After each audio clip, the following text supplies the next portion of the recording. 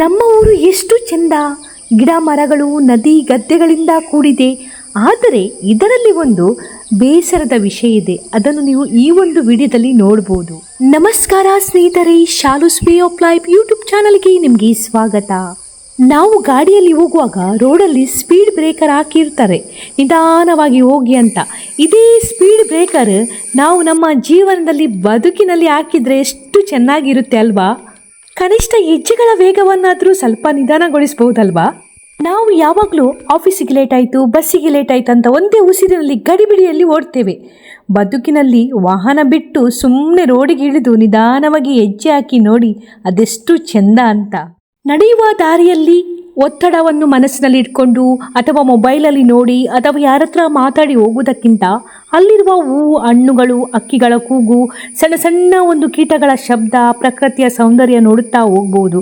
ಅಥವಾ ಬೆಳಿಗ್ಗೆ ಸ್ವಲ್ಪ ಹೊತ್ತು ವಾಕಿಂಗ್ ಹೋದರೆ ಅದೊಂದು ಸೂರ್ಯೋದಯದ ಅಂದ, ಪ್ರಕೃತಿ ನಮಗೆ ಗುಡ್ ಮಾರ್ನಿಂಗ್ ಅಂತ ಹೇಳಿದಾಗೆ ನಮಗೆ ಆಗುತ್ತದೆ. ನಿಮಗೆ ತುಂಬ ಒತ್ತಡ ಅನಿಸಿದರೆ ಹೀಗೆ ಸುಮ್ಮನೆ ಹೋಗಿ ಬನ್ನಿ, ಖಂಡಿತವಾಗಿಯೂ ನಿಮ್ಮ ಮನಸ್ಸಿನ ಒತ್ತಡ ಕಡಿಮೆ ಆಗ್ತದೆ.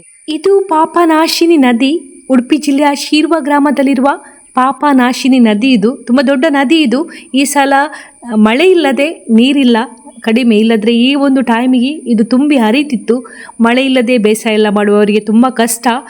ಇದ್ದ ಸ್ವಲ್ಪ ನೀರನ್ನು ಹಾಕಿ ಬೇಸಾಯ ಎಲ್ಲ ಮಾಡ್ತಾ ಇದ್ದಾರೆ ಇಲ್ಲಿ ಸುತ್ತಮುತ್ತಲಿನವರು.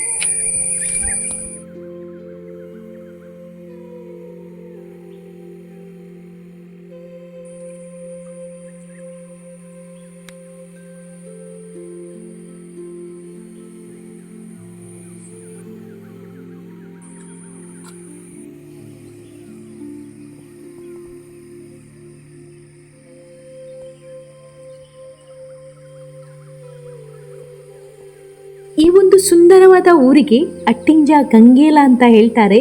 ಎಲ್ಲ ಗದ್ದೆಗಳು ಗಂಗೇಲ ಅಂತ ಹೇಳ್ತಾರೆ ಇದು ಎಲ್ಲ ಜಾಗಕ್ಕೆ, ಈ ಒಂದು ಪ್ಲೇಸಿಗೆ. ನದಿಯ ಆ ಸೈಡ್ ಅಟ್ಟಿಂಜೆ ಅಂತ ಹೇಳ್ತಾರೆ. ಅಲ್ಲಿ ಕೂಡ ಬಹಳಷ್ಟು ಗದ್ದೆಗಳು ಎಲ್ಲ ಇವೆ.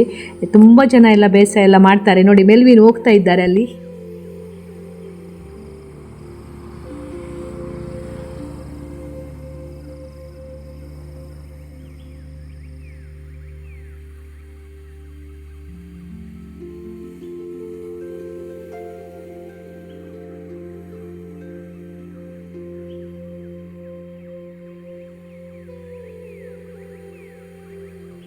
ಈ ಒಂದು ಹೂ ನೋಡಲಿಕ್ಕೆ ತುಂಬ ಸುಂದರ, ಆದರೆ ಇದು ಎಲ್ಲ ಕಡೆ ಹರಡ್ತದೆ. ತೋಟಗಳಿಗೆಲ್ಲ ಆದರೆ ಮತ್ತೆ ತೆಗಿಲಿಕ್ಕೇನೆ ಆಗೋದಿಲ್ಲ, ಅಷ್ಟು ಅದು ಬರ್ತದೆ. ಕಳೆ ರೀತಿಯಲ್ಲಿ ಅದು ಹರಡ್ತಾ ಉಂಟು. ನಮ್ಮ ಸುಂದರವಾದ ಊರನ್ನು ನೀವು ನೋಡಿದ್ರಿ. ವಿಡಿಯೋ ಸ್ಟಾರ್ಟ್ ಮಾಡುವಾಗ ನಿಮಗೆ ಹೇಳಿದ್ದೆ ಒಂದು ಬೇಸರದ ವಿಷಯ ಇದೆ, ಅದನ್ನು ಮುಂದೆ ನನಗೆ ತೋರಿಸ್ತೇನೆ ಅಂತ. ನೋಡಿ, ಇದು ಬ್ರಿಡ್ಜ್, ಇಲ್ಲಿ ನದಿ ಇದೆ. ಈ ಬ್ರಿಡ್ಜಿಂದ ಈ ಕೆಳಗೆ ನದಿಗೆ ಪ್ಲಾಸ್ಟಿಕ್ ಎಲ್ಲ ಮೂಟೆ ಮೂಟೆ ತಂದೆ ಬಿಸಾಡ್ತಾರೆ. ಎಲ್ಲ ತ್ಯಾಜ್ಯ ಎಲ್ಲ ಇರುತ್ತೆ ಅದರಲ್ಲಿ. ಆ ಒಂದು ಬಿಸಾಡಿದ ಒಂದು ಪ್ಲಾಸ್ಟಿಕ್ ಏನಿದೆ ಅದು ಕೊಳೆತು ತುಂಬ ದುರ್ವಾಸನೆ ಬರುತ್ತೆ. ಈ ನೀರು ಹತ್ತಿರ ಹೋಗ್ಲಿಕ್ಕೆ ಆಗೋದಿಲ್ಲ, ಮುಟ್ಲಿಕ್ಕೆ ಆಗೋದಿಲ್ಲ.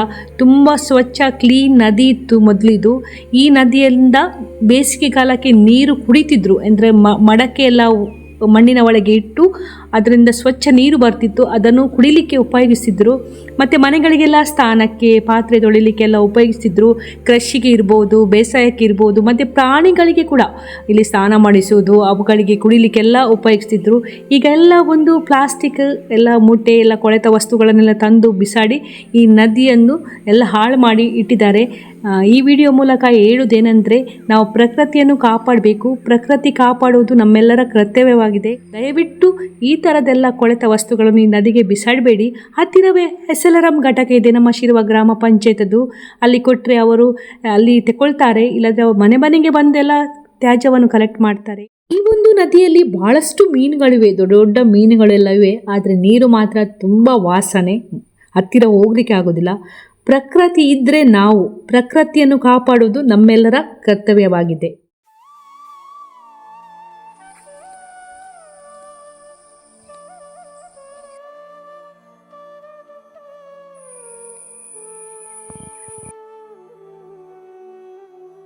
ಆಯಿತು, ನಂದು ವಾಕಿಂಗ್ ಎಲ್ಲ ನಮ್ಮ ಊರೆಲ್ಲ ನಿಮಗೆ ತೋರಿಸಿದೆ ಅಲ್ಲ, ಎಷ್ಟು ಸುಂದರವಾಗಿದೆ, ತುಂಬ ಸುಂದರವಾಗಿದೆ. ನೇಚರೆಲ್ಲ ನೋಡಲಿಕ್ಕೆ ತುಂಬ ಖುಷಿ ಆಗ್ತದೆ. ತುಂಬ ಜನ ಎಲ್ಲ ವಾಕಿಂಗಿಗೆಲ್ಲ ಬರ್ತಾರೆ ಈಚೆ. ವಿಡಿಯೋ ಇಷ್ಟ ಆದರೆ ನೀವು ಎಲ್ರಿಗೂ ಶೇರ್ ಮಾಡಿ ಮತ್ತು ನಮಗೆ ಸಪೋರ್ಟ್ ಮಾಡಿ.